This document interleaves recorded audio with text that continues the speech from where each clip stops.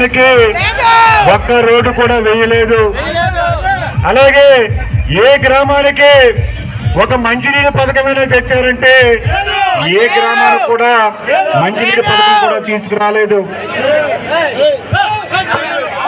దాపమ్మా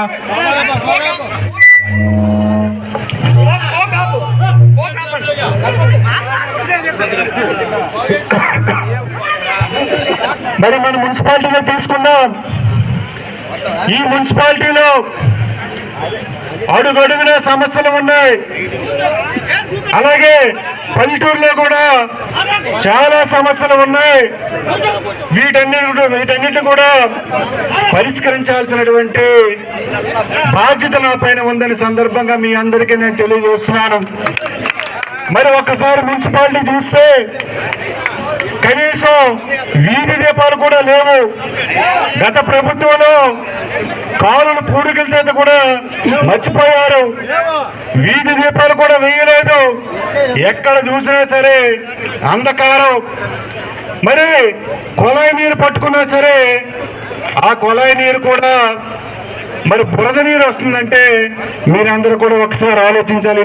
ప్రభుత్వంలో మరి ప్రజలందరూ కూడా విసిగిపోయారు. ఈరోజు కూటమి ప్రభుత్వాన్ని గెలిపించారు. మా మీద గురుతరమైనటువంటి బాధ్యతను మీరందరూ కూడా కల్పించారు. తప్పకుండా ఏదైతే ఈరోజు ఎమ్మెల్యేగా గెలిపించారో మరి ఆ విధంగా మీ అందరికీ అందుబాటులో ఉంటూ ఈ పాలకొండ నియోజకవర్గాన్ని మరి మిగతా నియోజకవర్గాల కంటే అభివృద్ధి పదంలో ముందుకు తీసుకువెళ్తానని ఈ సభాముఖంగా మీ అందరికీ ఏ డిపార్ట్మెంట్ తీసుకున్నా ఈ మధ్యన మాకు రివ్యూలు జరిగాయి. ఎక్కడ కూడా రూపాయి నిధులు లేవు. మనకు వచ్చినటువంటి నిధులన్నీ కూడా వేరే జిల్లాలకి డైవర్ట్ చేస్తారు. ఒక్కసారి పరిస్థితి ఏ విధంగా ఉందో మీరందరూ కూడా అర్థం చేసుకోవాలి. ఈరోజు ఏదైనా గ్రామానికి రోడ్డు వేయాలంటే ఆ సంబంధించినటువంటి డిపార్ట్మెంట్లో డబ్బులు లేవు.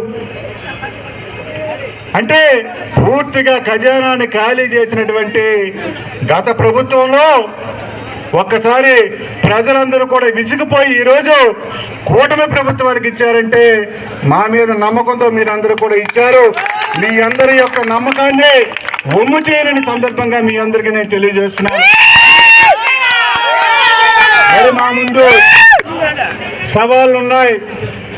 ఈ సవాల్ని అధిగమించాల్సినటువంటి బాధ్యత నా పైన ఉంది.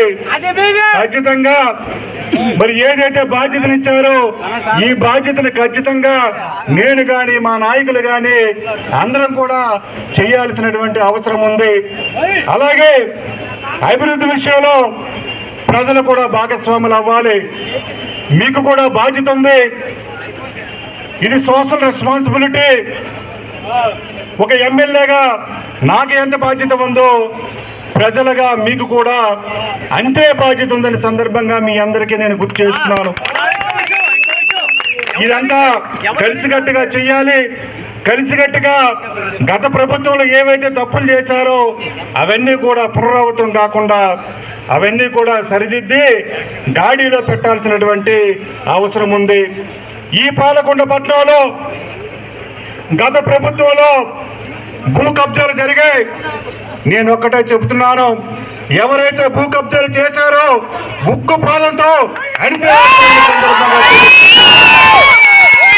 అది ప్రజల ధనం, ప్రజల సొత్తు దోచుకోవడానికి గత వైసీపీ నాయకులు పూనుకున్నారు. మరి అటువంటివేమీ కూడా పునరావృతం కాకుండా గతంలో కూడా రౌడీయిజాలు చేశారు కొంతమంది వైసీపీ నాయకులు. నేను సూటిగా అడుగుతా ఉన్నాను, మరి గతంలో 2014-19లో మేము అదే విధంగా ప్రవర్తించుంటే మీ పరిస్థితి ఏమిటని అడుగుతా ఉన్నాను. కానీ ఈరోజు మరి చంద్రబాబు నాయుడు గారు కానీ పవన్ కళ్యాణ్ గారు కానీ మాకు ఒకటే చెప్పారు, మీరు అసెంబ్లీలో ఉన్నతంగా ప్రవర్తించండి. వాళ్ళు ఏదైతే బూతులు మాట్లాడారో మీరు ఎట్టి పరిస్థితుల్లో కూడా బూతులు మాట్లాడకండి. అదే మా నాయకుడు చెప్పినటువంటి సంస్కారం. అది మరి జగన్మోహన్ రెడ్డి ఆ నాయకులకు ఏం చెప్పారంటే అమ్మనా బూతులు కూడా చెప్పాడు ఆయన. ఏ విధంగా తిట్టాలో మరి డిక్షనరీలో వెతుక్కొని బూతులు కూడా ఎమ్మెల్యేలు నేర్చుకున్నటువంటి పరిస్థితి ఏర్పడిందంటే ఒక్కసారి మీరు అందరూ ఆలోచించాలి.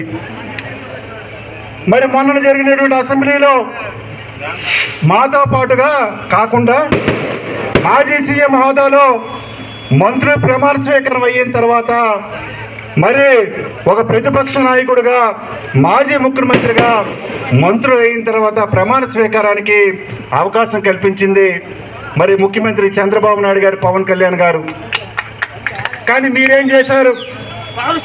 10 నిమిషాలు ఉన్నారు అసెంబ్లీలో.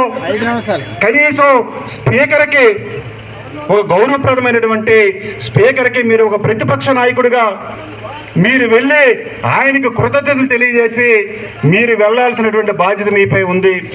కానీ ప్రతిపక్ష నాయకుడిగా ఒక మాజీ ముఖ్యమంత్రి హోదాలో మీరు ఒక అరగంట సేపు కానీ గంట సేపు